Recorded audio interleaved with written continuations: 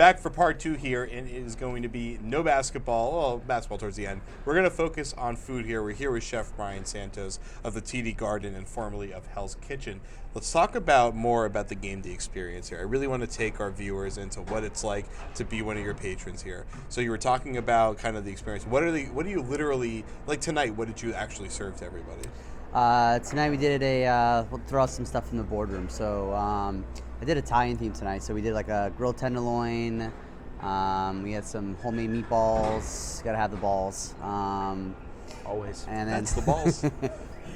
Downstairs, we did some seared cod with some, some sauteed spinach, some raisins, a nice beurre blanc in it.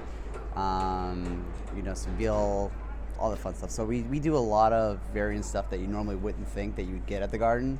We're not traditional, chicken fingers, hot dogs. However, we do serve those, but it's not one of the things that we focus on in what we serve, in my area of the world, not concessions. So, having that, it's fun with, every day is a new menu. Every day is, coming up and learning something cool, which is pretty fun and awesome. Now, you used to be a chef at Abbey Lane on Tremont Street in Theater District. I used to actually eat lunch there a lot. Yeah. I do eat there from time to time. It's a really good restaurant. So what is it like cooking here where you're cooking for a lot of people, some of whom you don't even get to really see, kind of trying to figure out what they want versus going somewhere where they're ordering food? It's a smaller restaurant, smaller kitchen. Yeah, it's here everybody's a VIP, so everybody is, and I've learned that from Hell's Kitchen, Gordon Ramsay making me scream that while the Sparks and Chris Bosh was sitting right there. Yeah, it was pretty amusing. I want to hear more about that actually first. So I screwed up a salmon, and next thing you know, he comes to me and he goes, "Santos, do you know what VIP means?" I said, "Very important person, chef." And again, and I just kept yelling it and louder and louder and louder until I finally realized I turned and everybody's looking at me, and I'm like, okay, like. Who's awkward. The crazy guy yelling? Awkward. Yeah. I actually took over Gordon Ramsay. I was the one yelling, so it was kind of fun and kind of awkward, but at the same time, definitely got my butt back in gear and started to put out it. So. It was a cool experience, definitely for the most part. So, bringing that and, having that evaluation of a 15 Michelin star, kick your butt day in, day out, which is all real, by the way. There's nothing fake about that. Then coming back here and, having all these VIPs in here, constantly feeding the Jacobs family, constantly feeding, whoever flies in, from game to game, owner to owner, having to feed them and whatever their dietary restrictions are. So, I'll get an email half hour before the game. Oh, by the way, so-and-so is showing up and they're gluten-free and we want this, this, and this. Being able to accommodate the client is something that, we're able to jump outside the box and have fun with. So, I never thought of cooking gluten-free before or, of doing anything of that nature, but we do it now. We actually have gluten-free flour. I run to Whole Foods sometimes. I make things happen because you don't stop. What's the worst experience you've had with a patron here? Has anyone stormed in the kitchen and thrown the food in your face? I was going to ask that, but I didn't want any names coming up. That. No, I want to hear about this. Thou shalt remain doesn't nameless. have to be here. So, it could be anywhere. So the worst, I'm not going to say it was the worst and the best at the same time. I've actually had the owner of the New York Islanders pretty much man hug me every time I come in, and they're just, because they're moving to the Barclays Center next year. So they want me to be their chef. And I'm like, I'm not really wanting to leave Boston, but, hey, it's great meeting you and all this fun stuff. Chef, you have to come over here, meet my wife. My wife gives me a hug. I'm like, this is the family thing going on or what? I don't get it. I'm kind of lost here. But they're a little weird, a little out there, but at the same time, it's the same thing you get there when you get to see people in and out, day in, day out. I think they assume you're family. So it's a strange reaction, but at the same time, it's like, these $1 million people are just giving me hugs. It's weird. So you're a very huggable guy. I mean, it makes sense. Yeah. Don't worry, the owners of the New York Islanders aren't watching tonight, so you're fine. So they've caught every other show this year, but they won't be watching tonight. You were telling us a story earlier about your time at Abbey Lane when a bunch of Celtics players came in. Yeah, so it was 4th of July. Of course, I had to work. The owner, had it off, the exec chef, and I see this guy in a Mariners hat and a female that looks like she's pregnant. I'm like, what the heck is that? He looks familiar. So, I used to work here at the press room before, so I've seen variants of players and stuff like that. I'm like, he looks stupidly familiar. I know this guy from somewhere. Who is he? And I Google NBA player from Washington, and all of a sudden, Avery Bradley pops. I'm like, that's him. So we were actually doing Battle of the Burger. So I'm like, great, that's a great way to get me in there. So I walked up to him, I'm like, introduced myself, who I was, and I said, we're doing a Battle of the Burger. I'd love for you to try my burger, vote on it. You can vote online. He's like, yeah, absolutely. He's like, and then, his wife, she's like, well, I'm kind of pregnant. I can't have medium rare, and I can't have, this and that, and egg. And so I said, no problem. So I made sure to take care of her, and, since then, we've been kind of, friends here on and off the court. We'll walk by each other. As he's walking in, I'm running up and down like a donkey trying to get all my food situated. But we bump into each other all the time and say hi, and he remembers me, I remember him, so it's kind of cool to have like that interaction, stuff like that. So that's great.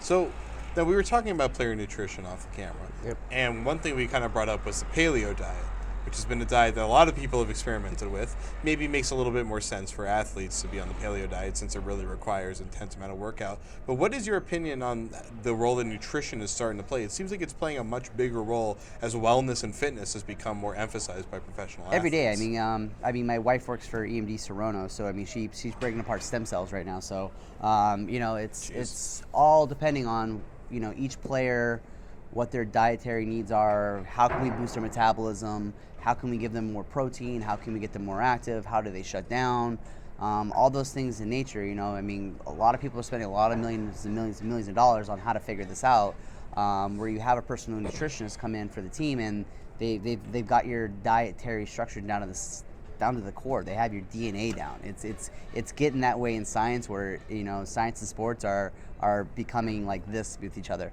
These guys science for millions and millions of dollars. Why not insure it for them for millions and millions of dollars by feeding them, making sure they're healthy, making sure whatever they're taking, anything that they're taking is working and it's working correctly.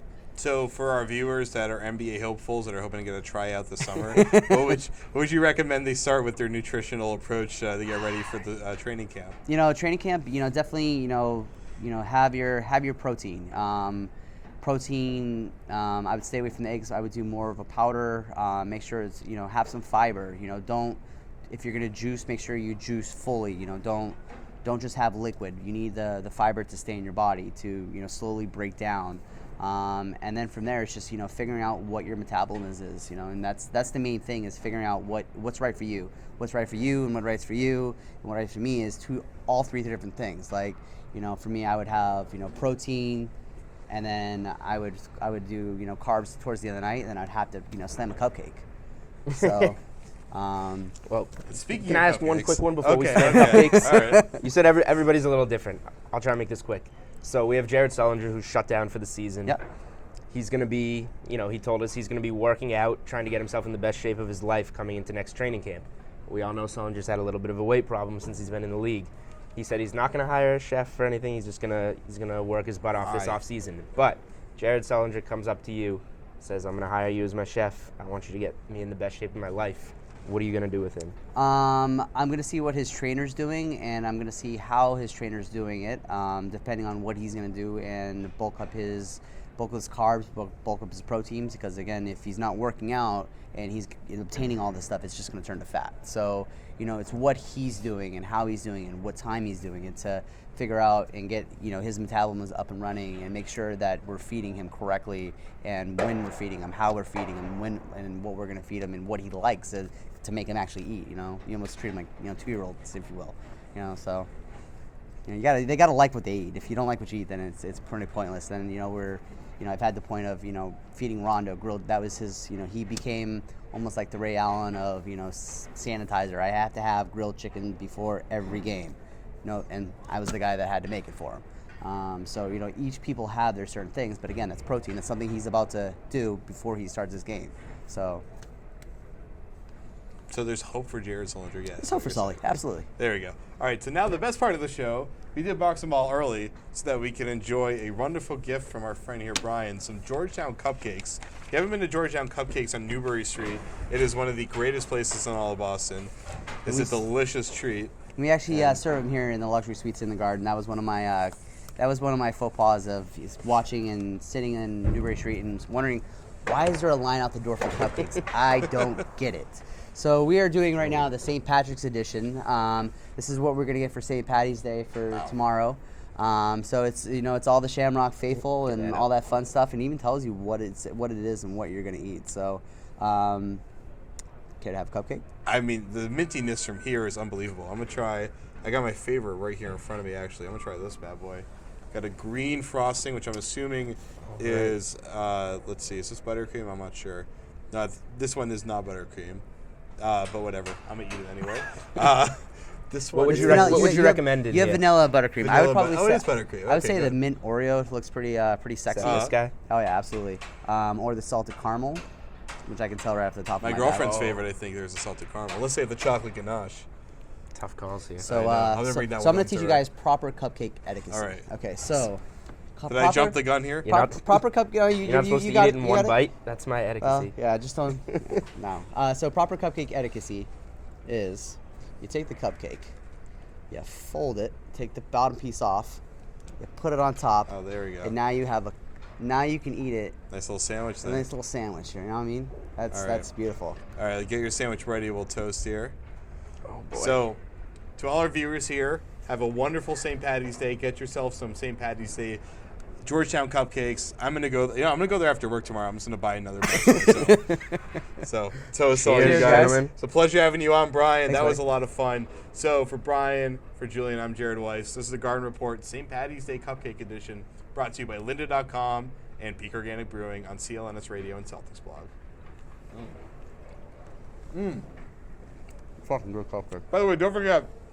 Listen, I almost forgot. Listen to this week's Celtics beat with Ian Thompson on CLNS Radio. It was an amazing interview talking about rebuilding and all this. Oh, it was so good. Listen to that. I'm gonna eat my cupcakes now. Now we're officially done.